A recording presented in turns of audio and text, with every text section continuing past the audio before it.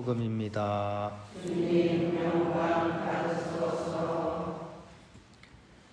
그때 예수님께서 제자들에게 말씀하셨다. 내가 진실로 진실로 너희에게 말한다.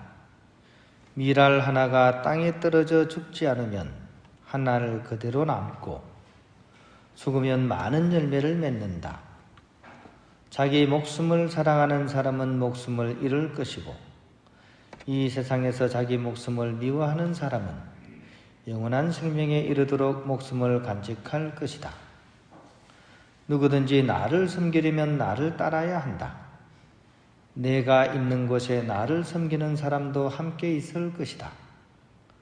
누구든지 나를 섬기면 아버지께서 그를 존중해 주실 것이다. 주님의 말씀입니다. 별입니다. 우리 한국교회가 아주 특이하죠, 그죠? 단 한 명의 선교사나 사제도 없이 천주교를 이렇게 받아들이고 정말 순교자까지 생겼던 처음에 이제 김범우 이렇게 교우께서 이제 선교를 하셨죠, 그죠? 그런 천주교회인데 사실 그렇게 이제 학문적으로 사실은 천주교를 시작했다가 나중에는 이제 가성직 제도까지 만들었고 또 신앙 실천 운동을 계속 이렇게 해왔었습니다. 지금은 이제 가성직 제도라고 부르지 않고 임시 성사 집행이라고 이렇게 부르고 있습니다. 아무튼 그런 이 독특한 그런 한국 천주교회가 큰 위기를 겪은 적이 있습니다. 그때가 언제냐면 베이징 구베아 주교님의 편지 때문입니다. 그 당시에 이제 신앙 운동을 이렇게 한 사람의 선교사도 없는 가운데서 계속 해오다가 우리가 지금 하는 게 맞냐 하면서 편지를 이렇게 보내는 답장이 온 거예요. 거기서 이제 두 가지가 꽝 하면서 이제 깜짝 놀랄 일이 이제 저희들한테 주어지게 된 겁니다. 첫 번째, 임시 성사 집행 금지해라. 말도 안 된다. 벌 받을 준비하고 기다리라. 이런 답장이 나왔고요. 이보다 더 충격적인 것은 제사 문제가 굉장히 제사 해도 됩니까? 안 해도 됩니까? 이렇게 했는데 제사에 대해서 절대로 안 된다고 했죠. 답장이 딱 온 거죠. 이 얘기 때문에 특히 제사 문제 때문에 교회 지도층이나 양반들이 전부 떠나가 버립니다. 초대 우리 천주교 한국 천주교의 초대교회는 다 이제 양반들 중심으로 지식인 중심으로 학문적으로 접근을 했거든요. 그런데 제사를 금지하라고 하니까 유교 사회에서 제사 지내는 것은 제일 중요한 일이거든요. 그러니까 양반들이 전부 다 이제 그냥 다 떠나버립니다. 그리고 심지어 잡혀갔던 신자들도 신앙을 완전히 이렇게 다 버리는 경우가 벌어지게 되는 거죠. 이어서 이 제사에 대한 문제는 100년간 박해를 받을 빌미를 제공하게 됩니다. 지금 생각하면 그 주교님이 편지를 좀 잘못 썼나 이렇게 생각되는데 또 나름대로 또 이유가 있습니다.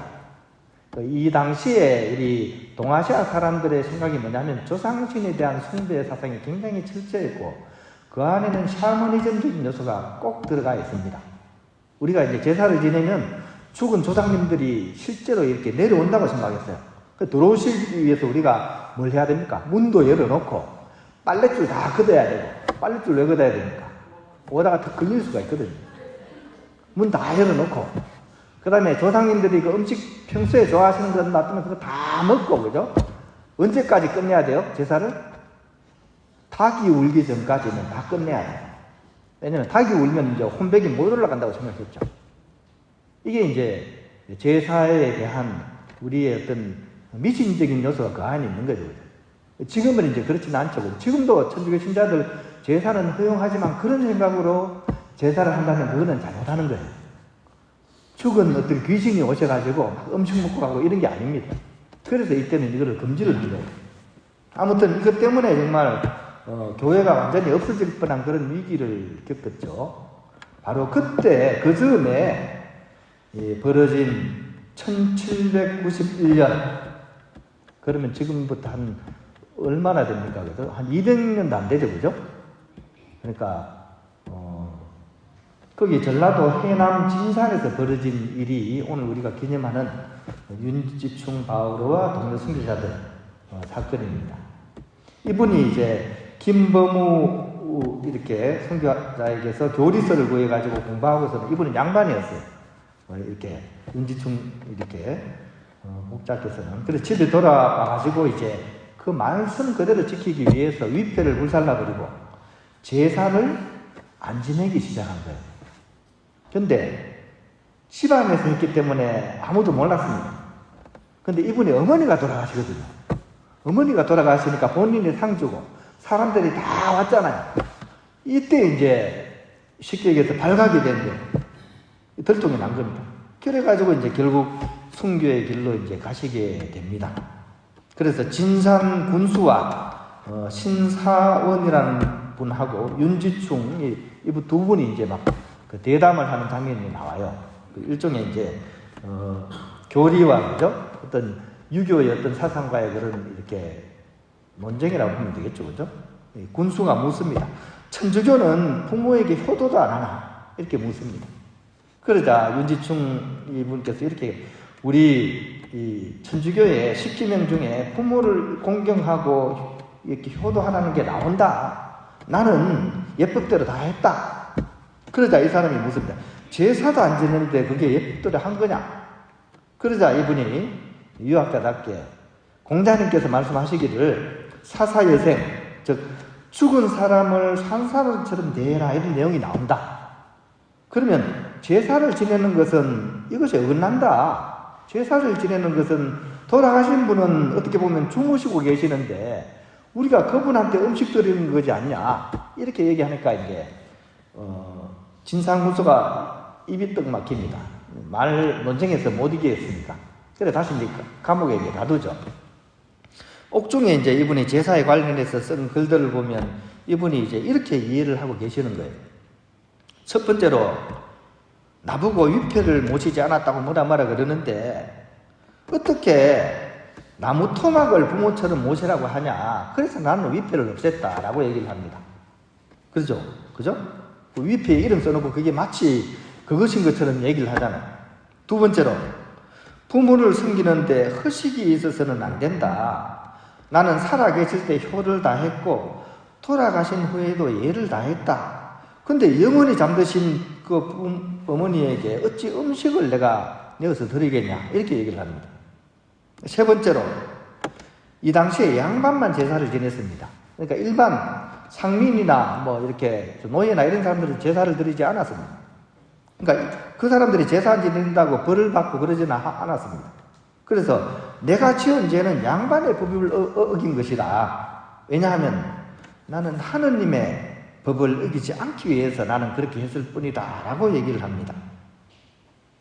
그래서 이제 이분은 결국 이제 이것이 이제 연장이 돼가지고 이제 돌아가시게 되죠, 그죠?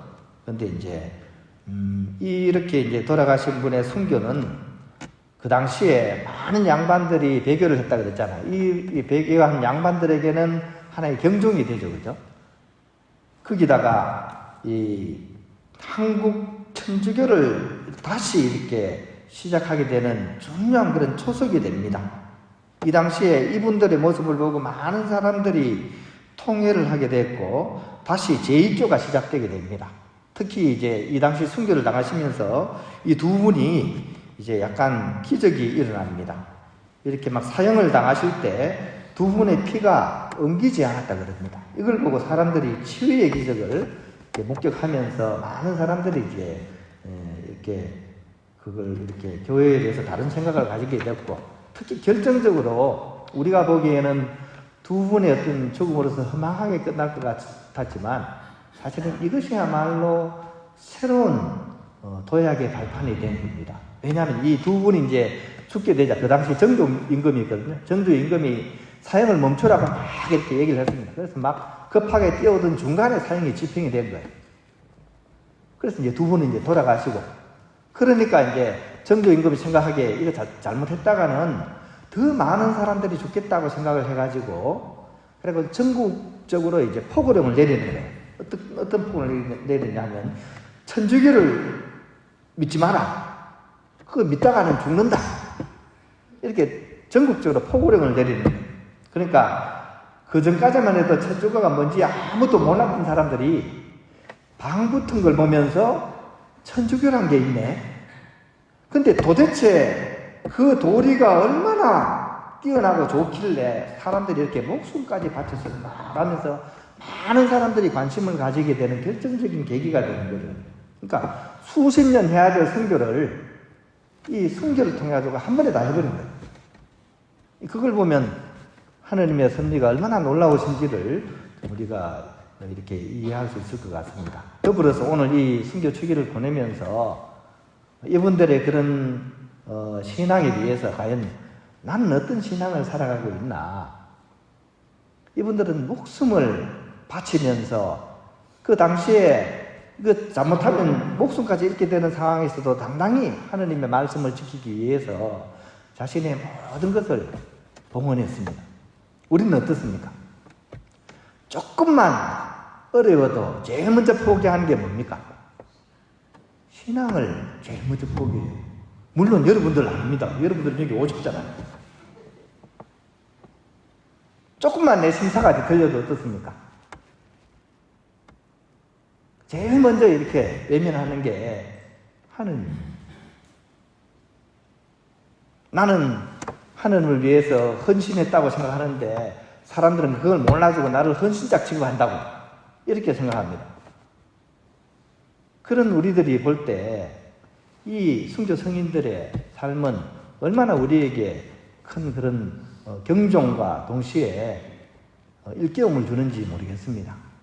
오늘 미사를 드리는 동안 이 순교하신 두 분들의 그런 피를 상징하는 이 붉은 제의를 보면서 과연 나는 저토록 일편단심 한 조각 붉은 마음으로서 정말 주님을 소중하게 생각하고 나의 신앙을 위해서 나의 모든 것을 드릴 수 있는지를 한번 성찰해보는 그런 오늘 기념일이 되었으면 좋겠습니다.